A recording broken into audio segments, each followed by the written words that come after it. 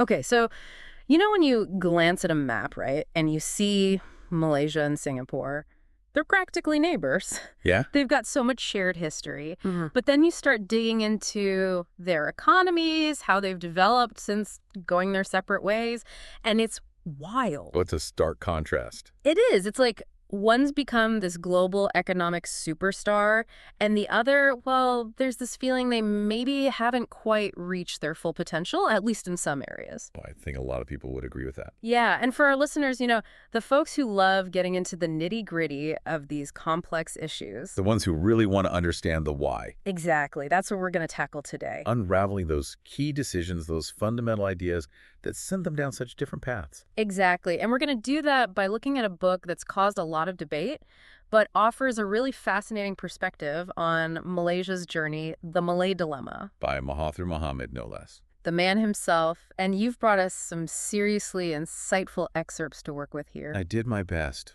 You did. We've got the 2008 preface, so we're getting a later look back. And then chapters that dive right into the Malay economic situation, what racial equality even means, the foundations of national unity, this whole idea of rehabilitating the Malays. That's a loaded term right there. It is. And then there's the broader Malay problem, as Mahathir saw it. And to top it off, we've even got a section on how he viewed the relationship between Malaysia and Singapore.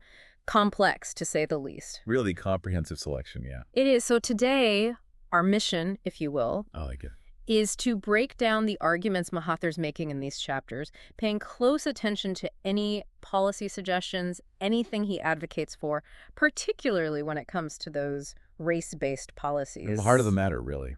It is, and we're going to explore how these ideas laid out in this book might have influenced how Malaysia developed economically and socially, especially when we compare it to Singapore, which took such a different route. The comparison's unavoidable. It is, but huge disclaimer here, folks. We're here to objectively analyze what's in this book, not to pick sides or endorse any political stances. Got it. Totally, just laying out the ideas as they're presented. That's the goal, so let's jump right in. Let's do it. What's the crux of this Malay dilemma that Mahathir is talking about? What's his core argument?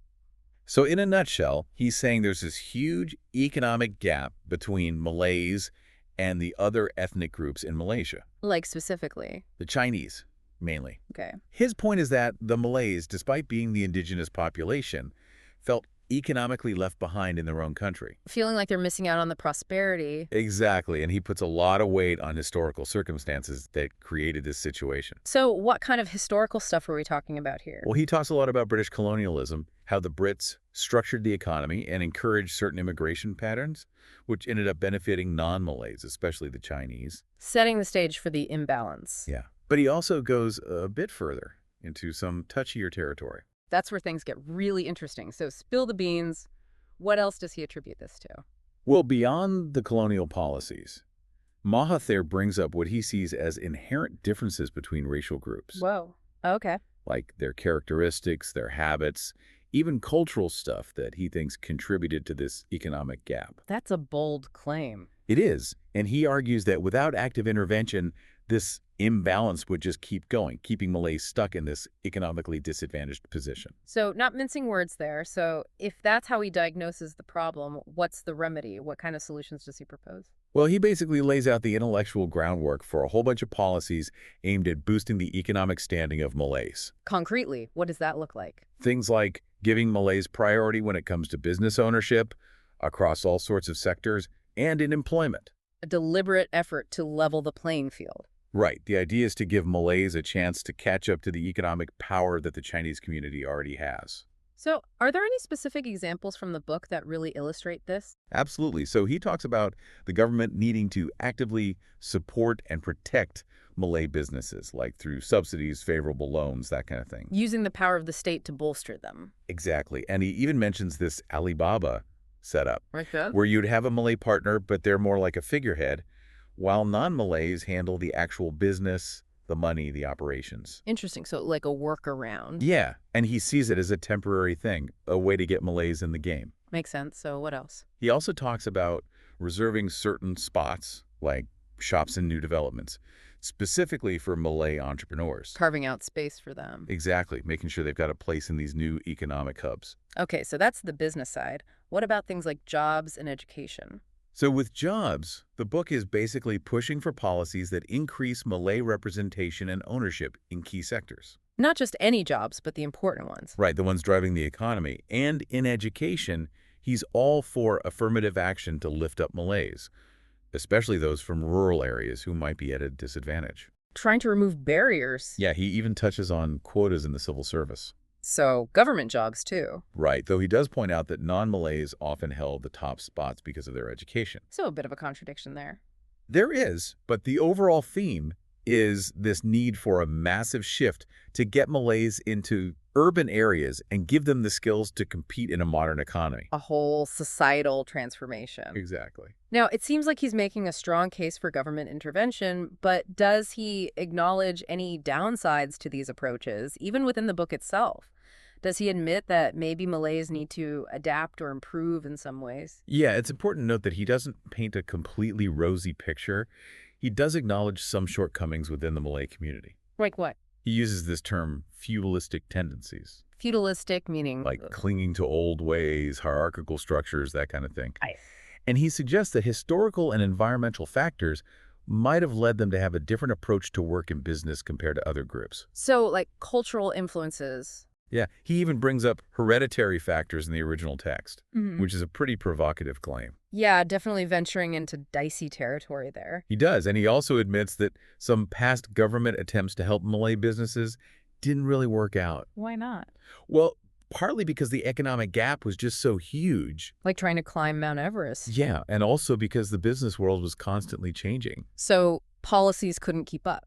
Exactly. So he recognizes that just having policies isn't a magic bullet. It's more complicated than that. Right, and that internal changes within the Malay community are crucial for real economic progress. So it's not all on external factors. No, not at all. Okay, let's shift gears a bit and talk about Singapore, keeping in mind that the excerpts you've given us don't go into detail about their policies. How does the Malay Dilemma portray Singapore's approach, even if it's just implicitly? And how does that contrast with what Mahathir's advocating for Malaysia? So the contrast with Singapore in these excerpts is more about how Malaysia sees Singapore, particularly in that chapter about their relationship. Through the Malaysian lens. Exactly, and Singapore is often described as essentially a Chinese nation with racial minorities. So the emphasis is on the Chinese dominance. Right, and that framing itself highlights a fundamental difference in how each nation defines itself, which likely shaped their approaches to governance and how they fostered economic development. So it's not so much about comparing specific policies, but more about those underlying national narratives, how they see themselves. Precisely. The tensions that Mahathir talks about between Malaysia and Singapore, they seem to stem partly from these different self-conceptions. Different visions of what the nation is. Yeah, and while these excerpts don't skull out Singapore's merit-based multiracial approach, just calling Singapore a Chinese nation suggests a very different societal structure. And potentially a different philosophy when it comes to economic opportunity. Right, like who gets ahead, how they get ahead, it all ties into that self-image. Makes sense. So it sounds like the argument for Malaysia's relative stagnation compared to Singapore's success is based on analyzing the specific policies Mahathir advocates for and then contrasting that with this general idea of Singapore taking a different path. A path implied by its ethnic makeup and how it defines itself as a nation. Okay, now let's talk about potential downsides. Even within the framework of Mahathir's arguments, are there any negative consequences or inherent challenges that he hints at or that we can reasonably infer? Oh, definitely. For example, he subtly raises the possibility of resentment building up among non-Malay communities. Why would that happen? Well, if you see these preferential policies as creating a system that favors Malays. Like you're being treated as a second-class citizen. Exactly, then resentment's a natural outcome. Makes sense. What else? He also acknowledges this challenge of overcoming what he calls deeply ingrained racial characteristics and practices, especially in business. So ingrained meaning? Like baked into the culture, hard to change. I see. And that suggests that even if you implement policies, changing those deep-seated societal dynamics might not be so easy. Right. It's not just about laws and regulations. Nope. And there's also this unspoken worry about these policies becoming permanent. Instead of being temporary measures to help Malays catch up. Right. They could become entrenched features of the system, which could hurt Malaysia's ability to adapt in the long run. Like a crutch you can't get rid of. Yeah, and by framing economic competition along racial lines, you risk not always prioritizing merit. So the best person for the job might not get it. Exactly. And that could impact economic efficiency and growth overall. Makes sense. Anything else? Yeah, when he talks about the Malay problem and needing to manage discontent, it suggests potential for friction and instability if these policies aren't seen as fair. Like it could backfire and cause more division. Exactly. Okay, this brings us to social cohesion. How might this focus on racial differences and the policies that come with it have impacted the social fabric of Malaysia? Well, the book itself dives into how tough it is to build national unity in a diverse society. Yeah, getting everyone on the same page. Right, and Mahathir emphasizes this idea of racial loyalty and how different groups might have very different ideas about their roles and rights. Like different expectations and senses of belonging. Exactly, and you could argue that focusing so much on race, even if it's meant to fix economic issues, might unintentionally create or deepen divisions. Reinforcing those differences instead of bridging them. Right, and that makes it harder to build that shared national identity that Mahathir himself says is so important. So it's a double-edged sword. It is. Policies that seem to favor one group can make others feel excluded.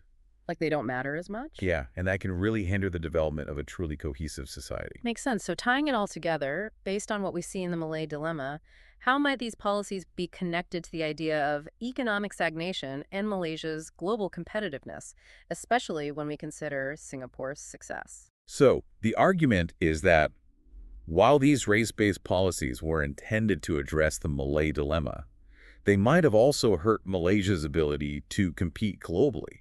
Unintended consequences. Exactly, because when you prioritize one racial group through affirmative action, protectionism, and those kinds of preferences, You're tilting the playing field. right, and that can create inefficiencies in the economy.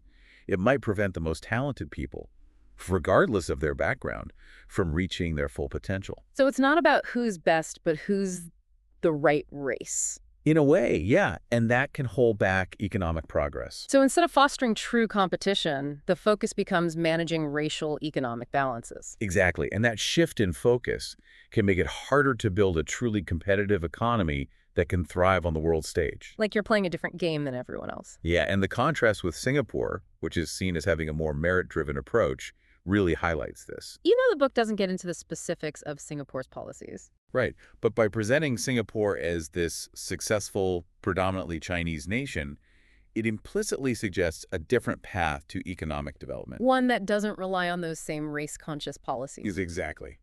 Okay, let's wrap up this deep dive. What are the key takeaways here? So we've got Mahathir's analysis of the Malay Dilemma, his argument that history and even inherent factors played a role in creating this economic imbalance, and his strong push for race-based policies as the solution. The core of his argument. Right, and then there's that implicit contrast with Singapore, how Malaysia sees them as having a different identity and a different path to success. The different story altogether. Yeah, and it's all told through the Malaysian perspective presented in the book. Now, for our listeners, what's a thought-provoking question you'd like to leave them with? So, considering everything we've discussed, the arguments, the Malay Dilemma, and the contrast with Singapore, what are the long-term impacts of choosing race-conscious policies over merit-based ones when you're building a nation and trying to grow the economy in a diverse society? Huge question. It is. And did those solutions that Mahathir proposed actually fix the dilemma like he thought they would? Or did they maybe create a new set of challenges for Malaysia? Really makes you think. I hope so. As always, this deep dive has just scratched the surface. There's so much more to explore. We encourage you, our listeners, to keep digging into the history and economies of both Malaysia and Singapore. And to consider all the different perspectives out there on these issues. Right, because the Malay Dilemma is just one piece of a much larger puzzle. It is, and there's always more to learn. Absolutely. Thanks for joining us for this deep dive.